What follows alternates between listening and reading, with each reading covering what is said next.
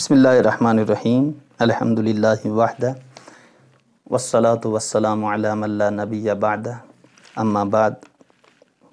کچھ سوالات آئے ہوئے ہیں، ان میں سے ایک سوال یہ ہے کہ کیا مسجد میں اذان دینا جائز ہے؟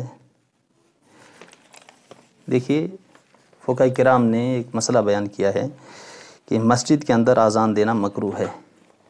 اس کی علت اور وجہ یہ لکھی ہے کہ اس سے غائبین تک آواز نہیں پہنچ پاتی، لیکن اگر مائک مسجد کے اندر رکھی ہوئی ہو اور اس کے سپیکر مسجد کے میناروں کے اوپر یا گنبد کے اوپر یا مسجد کی چھت کے اوپر رکھے ہوئے ہوں، جن کے ذریعے سے اذان کی آواز لوگوں تک پہنچ رہی ہو، اس صورت میں مسجد کے اندر اذان دینا مکروہ نہیں بلکہ بلا کراہت جائز اور درست ہوگا۔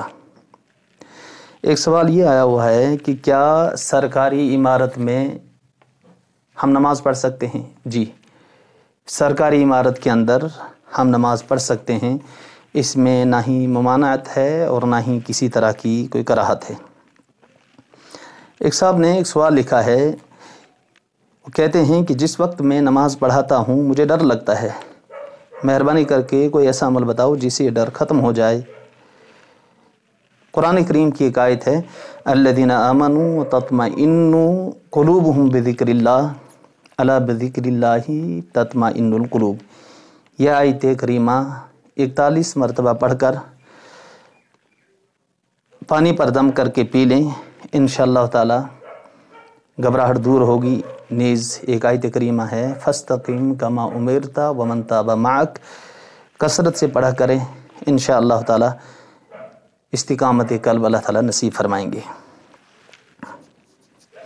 ایک سوال یہ آیا ہوا ہے کہ کیا کوئی مرد کسی لڑکی کو جس کی موت پیدائش کے 4-5 دن بعد ہوئی ہے غسل دے سکتا ہے؟ نہیں، بہتر یہ ہے کہ جس بچی کی موت پیدائش کے 4-5 دن بعد ہوئی ہو، مرد اسے غسل نہ دے بلکہ عورت ہی اس کو غسل دے۔ ایک سوال یہ آیا ہوا ہے، یہ صاحب سوال کرتے ہیں کہ کیا زمین گول ہے یا چپٹی، اور کیا قرآن کریم میں اس کا تذکرہ آیا ہوا ہے؟ دیکھیں، یہ چیز واضح رہنی چاہیے کہ قرآن پاک کتاب ہدایت ہے، جس میں اللہ تعالیٰ کے احکامات کو بیان کیا گیا ہے، توحید، رسالت، آخرت وغیرہ ضروری عقائد کو تفصیل کے ساتھ اللہ تعالیٰ نے بیان فرمایا ہے۔ اللہ تعالیٰ نے توحید کے ضمن میں کفر اور شرک کا ابطال کیا ہے، گناہوں کی شناعت اور برائی ذکر کی گئی ہے، اور مقصد یہ ہے کہ انسان توحید، رسالت اور آخرت پر ایمان لا کر کے اللہ تعالیٰ کی مرضیات والے راستے کو اختیار کرے اور ناراضگی والے راستے سے یہ انسان بچے، تاکہ کل اللہ تعالیٰ کی رضا اور خوشنودی حاصل کر کے جنت کے اندر داخل ہو اور جہنم کے عذاب اور اس کی سزاؤں سے بچ سکے۔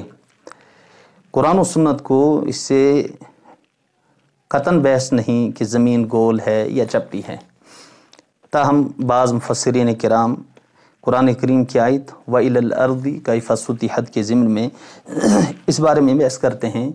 چنانچہ بعض رات نے زمین کو مسطح اور ہموار کہا ہے، اور فرماتے ہیں کہ ہموار اور مسطح اس لیے ہے کہ اللہ تعالیٰ نے قرآن کریم کے اندر لفظ سطیحت فرمایا ہے۔ سطیحت کے معنی ہیں بچھائے جانے کے، جیسا جو چیز گول ہوتی ہے وہ بچھائی نہیں جاتی، اس لیے زمین گول نہیں ہے بلکہ مسطح اور ہموار ہے۔ لیکن امام رازی رحمۃ اللہ علیہ فرماتے ہیں کہ نہیں، زمین مسطح نہیں ہے بلکہ زمین یہ گول ہے، لیکن بڑی ہونے کی وجہ سے اس کا ہر ٹکڑا مسطح اور ہموار نظر آتا ہے، اسی اعتبار سے قرآن کریم نے سطیحت کا لفظ استعمال فرمایا ہے۔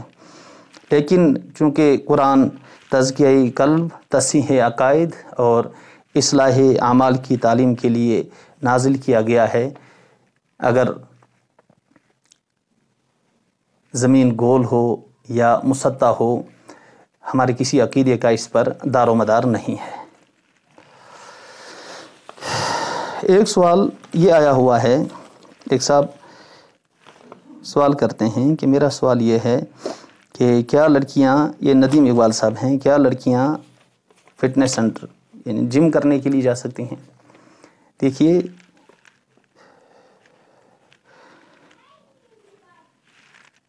شریعت نے عیدین کے دن عید کی نماز پڑھنے کے لیے عورتوں کو عیدگاہ آنے کی اجازت نہیں دی ہے۔ شریعت نے جمعہ کے دن جمعہ کی نماز پڑھنے کے لیے بھی عورتوں کو آنے کی اجازت نہیں دی ہے۔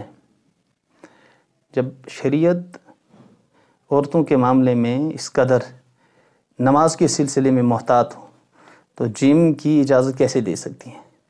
اس لیے عورتوں کا جم کرنے کے لیے فٹنس سینٹر جانا یہ درست نہیں ہے، اس میں بہت بڑے فتنے کا اندیشہ ہے، اس لیے اس سے بچا جائے، احتیاط ہی اس سے بہتر ہے۔ ایک سوال یہ آیا ہے، ایک صاحب سوال کرتے ہیں کہ میرا سوال یہ ہے کہ ایک ملازم جو کسی جگہ ڈیوٹی پر ہو اور گھر سے 48 میل دور ہو، گھر آنے جانے کا کوئی مکمل ضابطہ اور ترتیب نہ ہو، بلکہ کبھی 8 دن کے بعد، کبھی 9 دن کے بعد، کبھی 10 دن کے بعد آنا جانا رہتا ہے، اس صورت میں ڈیوٹی کے دوران نماز پڑھنے کا کیا حکم ہے؟ مجھے قصر پڑھنی ہے یا مکمل پڑھنی ہے؟ تفصیل سے جواب دیں۔ دیکھیے، آپ کی جو جائے ملازمت ہے، آپ کے لیے یہ بھی وطن تأہل کی طرح وطن اصلی کے حکم میں ہیں۔ فقہاء کرام نے وطن اصلی کی 3 شکلیں بیان فرمائی ہیں۔